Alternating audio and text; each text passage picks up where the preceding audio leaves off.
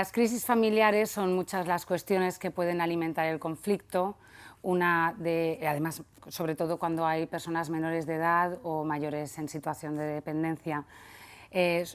Una de estas cuestiones son los temas relativos a la salud y, bueno, en concreto en la vacunación, que ha sido uno de los temas que últimamente nos ha traído más problemas. Para aclararnos algunas de estas cuestiones hemos traído a una experta, que pues es la profesora Yolanda García Ruiz, que pues le damos la bienvenida porque le vamos a hacer un par de preguntas a ver si nos puede aclarar alguna de estas cuestiones. Hola, Yolanda. Hola, Concha, encantada de estar aquí. Un placer tenerte con nosotros. Gracias.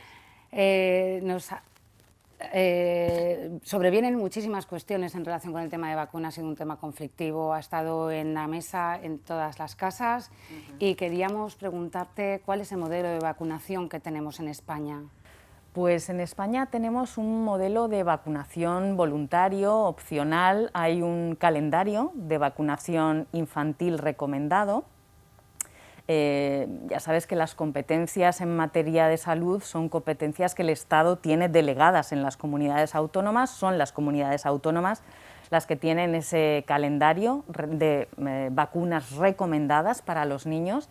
Y pues como se ha visto también con el caso de la pandemia, la verdad es que en España hay una aceptación muy grande de la vacunación, son pocos los casos de reticencias a la vacunación, pese a que, como te digo, es un modelo de vacunación opcional, voluntario, no hay una obligación de vacunar a los niños. ¿Y ha influido en algo la pandemia a ese modelo? ¿Ves que ha habido algún cambio en relación al mismo? Bueno, yo creo que quizá los estados europeos en un primer momento se han podido quizá plantear la posibilidad de cambiar a un modelo de vacunación obligatoria. En el caso, por ejemplo, del COVID, hay algunos países que han obligado a vacunar sobre todo a personas mayores de 50 años. Por ejemplo, Austria se planteó la obligatoriedad de la vacunación en el caso del COVID, Italia también, incluso con multas. Grecia, Austria de los países del norte, Grecia, Italia de los países del sur que más duramente sufrieron la pandemia. Y como te digo, en el caso de las vacunas del COVID, que como se ha demostrado también afectan más a las personas más mayores, estos países sí que han establecido la obligatoriedad de la vacunación, una obligatoriedad que está en revisión porque ahora con la nueva variante Omicron, ¿no?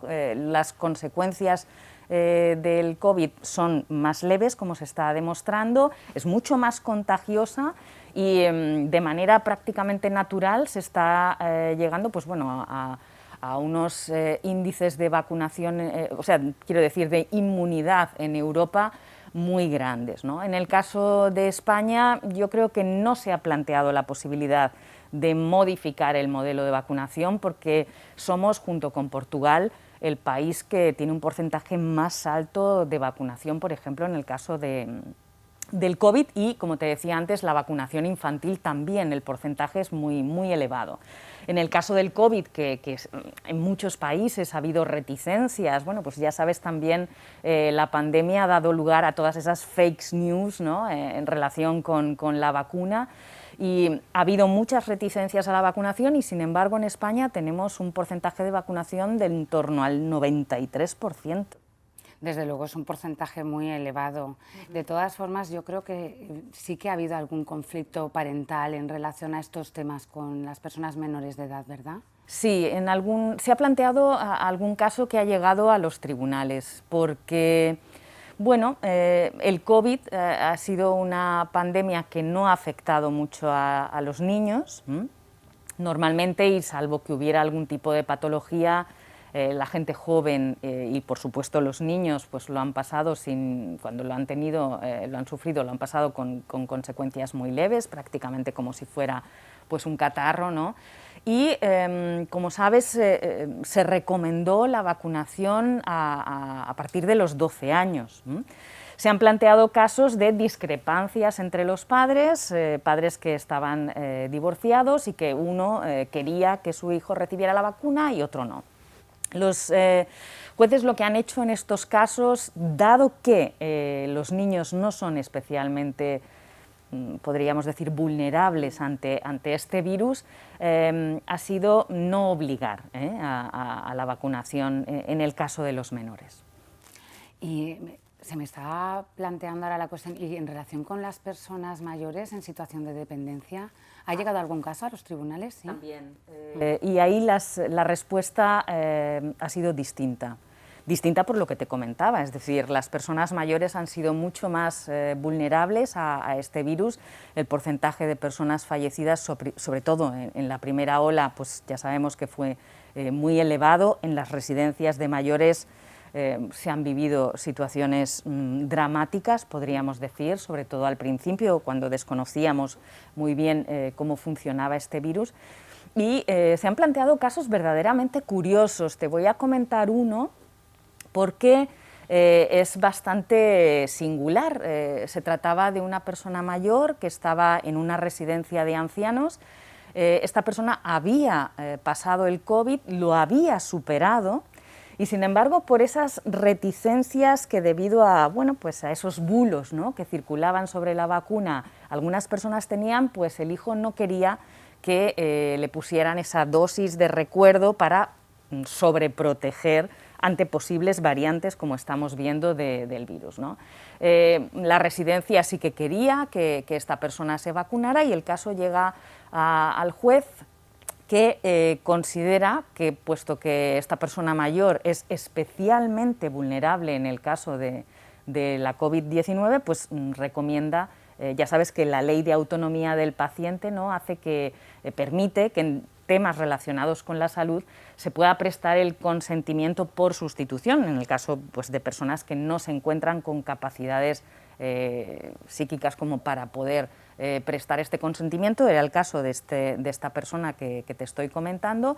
El hijo no quiere y, sin embargo, el juez dice, sí, es mejor, ¿no? ¿Qué es lo que el juez hace? Pues pensar qué es lo mejor para la persona, en este caso vulnerable, ¿no?, que era este anciano en la residencia, y recomienda la vacunación. ¿Y crees que cambiaría en algo el escenario, el panorama, si impusiéramos un modelo de vacunación obligatoria? Bueno, como te he dicho antes, en el caso de España, la aceptación de la vacunación es muy elevada, tanto en el caso de los niños como ahora en el caso de la pandemia, un 93%, como hemos dicho, de porcentaje de vacunación. ¿Qué podría pasar si de repente el Estado o la Unión Europea, que ha asumido en buena parte competencias que le corresponden a los Estados, pero que las ha asumido dado, pues, que la pandemia y el virus es algo que no conoce de fronteras, ¿no?, pues la Unión Europea ha tomado también muchas decisiones respecto a la vacunación? Si en Europa se plantearan un modelo de vacunación obligatoria, o nos lo planteáramos aquí, ¿qué podría suceder? Pues quizá lo que estamos viendo que pasa en los países europeos en los que se ha adoptado esta medida con respecto al COVID. Rechazo, reticencia. Creo que en España no es necesario. Obligar podría dar lugar al efecto contrario, sería contraproducente, ¿no?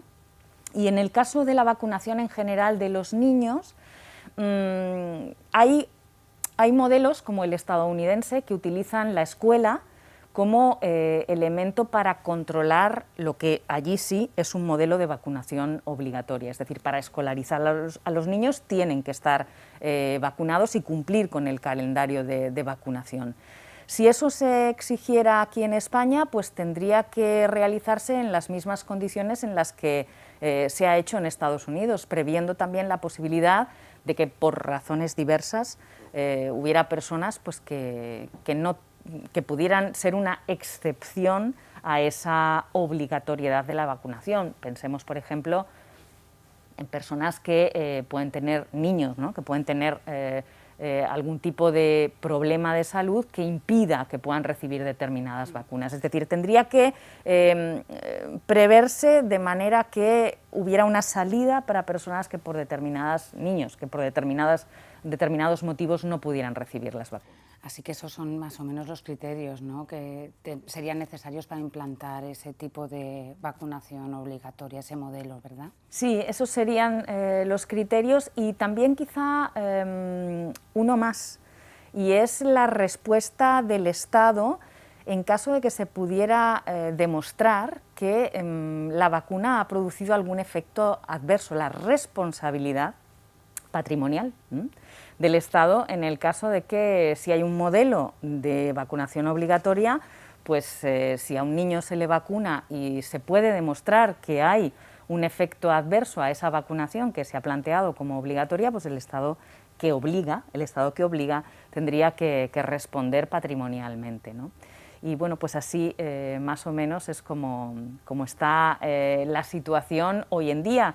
Es verdad también que en Europa ha habido, antes de la pandemia, una serie de corrientes, pues podríamos decir naturalistas, contrarias a la supermedicalización de nuestra sociedad, contrarias a la vacuna, a las vacunas infantiles, y eso ha hecho que provocó, como te digo, antes de la pandemia, que hubiera nuevos brotes de enfermedades que estaban ya erradicadas en Europa, ¿no?, como el sarampión y demás. Es decir, hay que tener en cuenta cuando hablamos de niños, cuando hablamos de la vacunación de los niños, que las decisiones que tomamos los adultos, los padres, respecto a vacunas sí, vacunas no, van a afectar a sus vidas, y pueden afectar de manera pues muy importante, ¿no? De manera definitiva, prácticamente. Exacto. Pues muchísimas gracias, Yolanda. Creo que nos has aportado muchísima luz en relación a unos temas que, como tú bien decías, han venido dados en redes sociales y sin el soporte real que debería tener una información como la que tú nos has suministrado. Así que un placer haberte tenido con nosotros. Muchas gracias. Gracias a vosotros, Concha. A ver si pronto nos podemos quitar las mascarillas. Ojalá. Yo he sido más valiente que tú.